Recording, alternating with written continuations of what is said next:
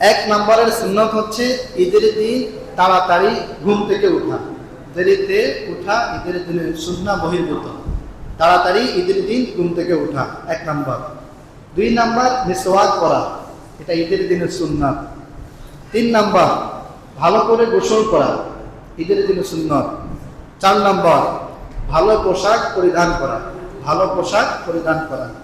5 নম্বর সুগন্ধি পারফিউম ব্যবহার করা। 6 নম্বর মিষ্টি জাতীয় খাবার, খেজুর এই ধরনের মিষ্টি জাতীয় খাবার খাওয়া। 7 নম্বর সকাল সকাল ঈদগাহে চলে যাওয়া, তাড়াতাড়ি ঈদগাহে চলে যাওয়া। 8 নম্বর এক রাস্তা দিয়ে যাওয়া অন্য রাস্তা দিয়ে আসা।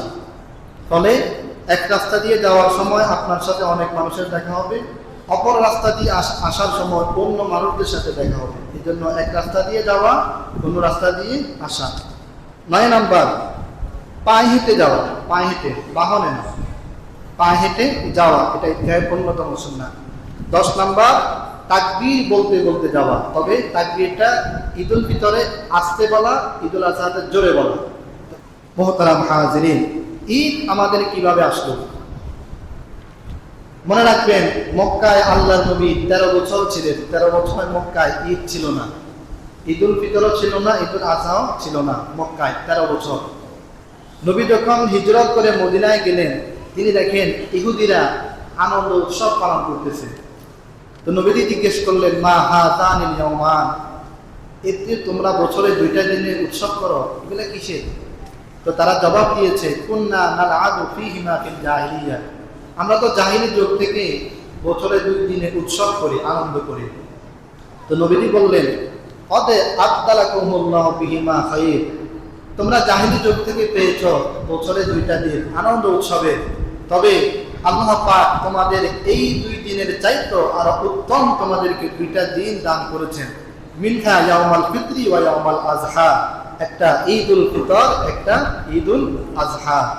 তাহলে ঈদুল ফিতর আর ঈদুল আজহা মদিনায় আল্লাহ নবী যাওয়ার পর চালু হয়েছে। তাহলে আমরা এখান থেকে কি বুঝলাম? যে মদিনাতে ইহুদিরা কিন্তু আনন্দ উৎসব করত, ইসলাম সেটাকে পরিবর্তন করে 2টা দিন দিয়েছে, একটা ঈদুল ফিতর, একটা কি ঈদুল আজহা। আমাদের দেশের উলামায়ে কেরাম গতকাল থেকে যে বিষয়টা খুবই আপনার মানুষকে বোঝাবার জন্য উদ্বুদ্ধ করেছেন, সেটা হচ্ছে এই হাদিস থেকে আমাদের কি শিক্ষা? 1 নম্বরের শিক্ষা যে অন্য ধর্মের উৎসব আর আমাদের উৎসব এক না, 1 নম্বরের শিক্ষা। কারণ তাদেরটা পরিবর্তন করে আল্লাহর নবী ঈদের আদেশ দিয়েছেন। তাহলে ইহুদি, হিন্দু, বৌদ্ধ, খ্রিস্টান তাদের উৎসব আর আমাদের উৎসব এক না। অতএব কেউ যদি তাদের উৎসবের মতো আমাদের ঈদকে পালন করে, তাহলে সে নিতান্তই গুনাহগার হবে এবং অবাঞ্ছিত ব্যক্তি হিসেবে ঘোষিত হবে। কারণ আমাদের ঈদ তাদের থেকে সম্পূর্ণ আলাদা। কিভাবে আলাদা? 1 নম্বর, তাদের আনন্দ উৎসবে কোনো লিমিটেড নাই, আনন্দের সীমা রেখা নেই, মাত্রা নেই। কিন্তু আমাদের ঈদে একটা সীমা আছে, একটা কি আছে? সীমা রেখা, একটা লিমিটেড আছে, এর বাইরে যাওয়া যাবে না আমাদের ঈদে। 2 নম্বর, তাদের আনন্দে কোনো নামাজ নেই, আছে? নাই। কিন্তু আমাদের ঈদে, দোনো ঈদেই 2টা নামাজ আছে, আছে না? আছে। 3 নম্বর, তাদের ঈদে আছে আতশবাজি, তারপরে ফটকা, এই ধরনের বিভিন্ন ধরনের আপনার শব্দযন্ত্র বাজনা দেওয়া, এগুলো তাদের উৎসবে। আমাদের উৎসবে আছে তাকবীরের ধ্বনি, আল্লাহু আকবার, আল্লাহু আকবার, লা ইলাহা ইল্লাল্লাহু ওয়াল্লাহু আকবার, আল্লাহু আকবার ওয়া লিল্লাহিল হামদ। উলামায়ে কেরাম ঘোষণা করছেন গতকাল থেকে যে এই কথা বলার জন্য যে তাদের আনন্দ আমাদের আনন্দ এক না, এটা আপনাকে বুঝতে হবে।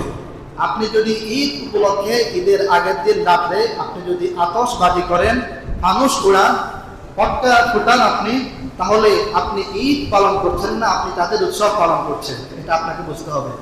আমাদের ঈদে এটা নেই। আমাদের ঈদে আছে তাকবীরের ধ্বনি, আল্লাহু আকবার, আল্লাহু আকবার, লা ইলাহা ইল্লাল্লাহু ওয়াল্লাহু আকবার, আল্লাহু আকবার ওয়া লিল্লাহিল হামদ।